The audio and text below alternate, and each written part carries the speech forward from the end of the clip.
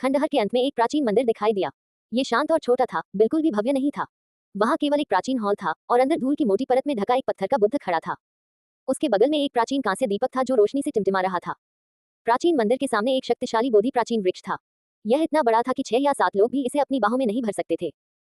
प्राचीन तना खोखला था और अगर इसमें 5 या 6 हरी पत्तियां न होती जो अभी भी इसे सुशोभित करती हैं, तो पूरा प्राचीन वृक्ष ऐसा लगता जैसे सूख गया हो। प्राचीन मंदिर और बोधि वृक्ष आपस में जुड़े हुए थे और वातावरण प्राचीन था। इससे लोगों को ऐसा महसूस हुआ जैसे समय बीत रहा है और समय के उतार चढ़ाव ने अंतहीन शांति और प्राचीनता ला दी है। जब वे यहाँ पहुंचे तो हर कोई अपना आश्चर्य छिपा नहीं सका।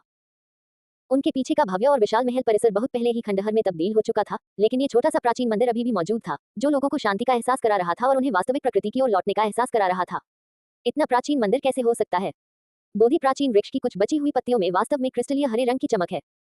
बोधि प्राचीन वृक्ष को लगभग बुद्ध वृक्ष कहा जा सकता है और इसका बौद्ध धर्म के साथ गहरा संबंध था। किंवदंती के अनुसार 2500 वर्ष से भी अधिक पहले गौतम बुद्ध को बोधि वृक्ष के नीचे ज्ञान की प्राप्ति हुई और वे बुद्धत्व को प्राप्त हुए। उनके सामने बोधि वृक्ष और प्राचीन मंदिर एक दूसरे के साथ थे। दोनों ही अद्भुत थे और लोग आश्चर्यचकित हुए बिना नहीं रह सके। मुझे ऐसा क्यों लग रहा है कि इतिहास की लंबी नदी उफान पर है? मेरे सामने जो कुछ भी है वह बहुत समय पहले का लगता है, मानो उस पर इतिहास की वर्षा हुई हो। 50 मीटर की दूरी बहुत कम थी और भीड़ तेजी से उसके पास पहुंच गई। हर किसी के दिल में एक अजीब सी भावना उमड़ रही थी।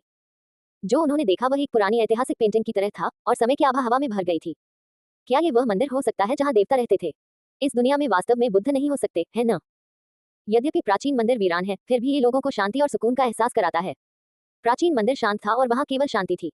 वहां एक कांस्य पट्टिका है और उस पर कुछ शब्द लिखे हैं। उजाड़ प्राचीन मंदिर में जंग लगी कांस्य पट्टिका थी और उस पर 4 प्राचीन शब्द खुदे हुए थे। वे ड्रैगन और सांपों की तरह दिख रहे थे जो उसके चारों ओर कुंडली मारे हुए थे और ज़ेन का अर्थ अंतहीन था। झोंगडिंग लिपि को समझना अभी भी जटिल और कठिन था, लेकिन पहला शब्द दा पहचानना आसान था। कई लोग इसे पहचान सकते थे, भले ही वे झोंगडिंग लिपि को न समझते हों। अंतिम शब्द मंदिर है। झोही को झोंगडिंग लिपि की एक निश्चित समझ थी और वह अंतिम शब्द को पहचान सकता था। ये 4 शब्द ग्रेट टेम्पेस्ट टेम्पल हैं। उस समय ये फन ने 4 शब्द पढ़े। सभी लोग आश्चर्यचकित थे और उनके चेहरे पर अविश्वास के भाव थे। महान लेयन मंदिर, क्या मैं कुछ सुन रहा हूँ? ये कैसे संभव है? किंवदंती है कि महान लेयन मंदिर बुद्ध का निवास स्थान था, जो बौद्ध धर्म की सर्वोच्च पवित्र भूमि है। लेकिन उसके सामने जो जैन शीर्ण मंदिर था वह इतना छोटा था और उसमें कोई भव्यता नहीं थी। वह तो बस एक प्राचीन मंदिर था, उसे महान लेयन मंदिर कैसे कहा जा सकता था? 9 ड्रैगन लाशों को ताबूत खींचते हुए देखने के बाद हर कोई पहले से ही मानसिक रूप से तैयार था। वे लगभग देवताओं के अस्तित्व पर विश्वास करने लगे थे, लेकिन इस समय भी वह थोड़ा हैरान था। मंगल ग्रह पर एक प्राचीन मंदिर को ग्रेट टेम्पेस्ट मंदिर कहा जाता था। इसका क्या मतलब था? शायद कई इतिहासों और किंवदंतियों की नई व्याख्या होगी और प्राचीन इतिहास के रहस्यमय पर्दे का एक कोना उजागर होगा। बुद्ध के उपदेश की ध्वनि गड़गड़ाहट जैसी है। ये ग्रेट थंडरक्लैप मठ था। क्या ऐसा हो सकता है कि उसके सामने स्थित प्राचीन मंदिर वही है जिसके बारे में किंवदंतियों में बताया गया है? यदि यह अटकलें सच है तो यह निस्संदेह अत्यंत चौंकाने वाली बात होगी। मंगल ग्रह पर जो लाल भूरे रंग की मिट्टी और बजरी से ढका हुआ था, एक प्राचीन मंदिर धूल से ढका हुआ था। वास्तव में इसकी उत्पत्ति चौंकाने वाली थी।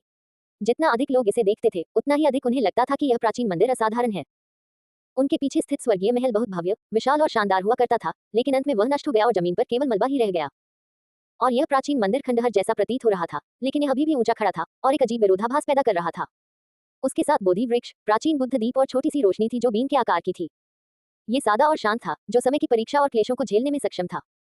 जो पीछे रह गया वह सत्य था और अब वह बस एक गुजरता हुआ बादल था। एक दीपक, एक बुद्ध, एक मंदिर और एक पेड़ इस दुनिया में हमेशा से अस्तित्व में रहे हैं। ये सब कुछ शुभ और शांतिपूर्ण था, जिससे लोगों को ऐसा महसूस हो रहा था मानो वे वसंत की हवा में नहा रहे हो, मानो कोई बौद्ध मंत्रोच्चार सुनाई दे रहा हो। यदि यह वास्तव में पौराणिक ग्रेट टेम्पेस्ट मंदिर है, तो क्या मंदिर के सामने स्थित प्राचीन वृक्ष वह बोधि वृक्ष हो सकता है जिसका उपयोग गौतम बुद्ध ने अपने ताऊ को सिद्ध करने के लिए किया था? ये कैसे संभव है? ये तो एक धार्मिक किंवदंती है। क्या आप सचमुच सोचते हैं कि 2500 साल पहले गौतम बुद्ध ने मंगल ग्रह पर एक प्राचीन वृक्ष के नीचे 7 दिन और 7 रात ध्यान किया था और अंततः बुद्ध बन गए थे? हमारे अनुभवों और मुठभेड़ों के आधार पर कुछ भी असंभव नहीं है। आज जो कुछ भी सभी ने अनुभव किया वह उन्हें एक स्वप्न जैसा लगा, लेकिन ये कटु सत्य था। इस समय ये फैन अचानक आगे चला गया और पैंगो उसके साथ चला और वे दोनों सीधे प्राचीन मंदिर में चले गए। उसी समय झो ही तेजी से पीछे आया और वांग जिवेन भी उसके पीछे पीछे प्राचीन मंदिर में प्रवेश कर गया। उनके पीछे लियू युंजी ने कुछ सोचा था और अचानक उसकी अभिव्यक्ति बदल गई और वह तेजी से वहां पहुंचा।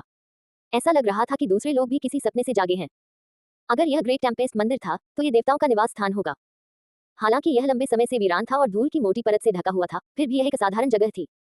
प्राचीन मंदिर बहुत छोटा था और यह केवल एक बौद्ध हॉल था। ये खाली था और वहां लगभग कुछ भी नहीं था। ये फैन सीधे पत्थर के बुद्ध के पास गया और उसके साथ रखे कांस्य दीपक को उठा लिया।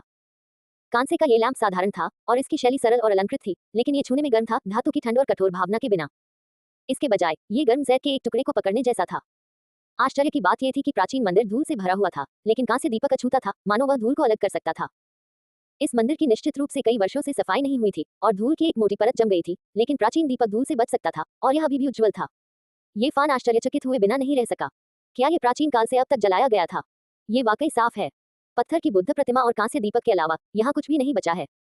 पैंगो ने चारों ओर नजर घुमाई, लेकिन अफसोस की बात है कि उसे कोई और कलाकृति नहीं दिखी। इस समय झो ही, जो उन दोनों के पीछे पीछे अंदर आया था, धूल की मोटी परत पर पैर रख दिया और एक खटपट के साथ उसने एक भिक्षापात्र बाहर निकाला।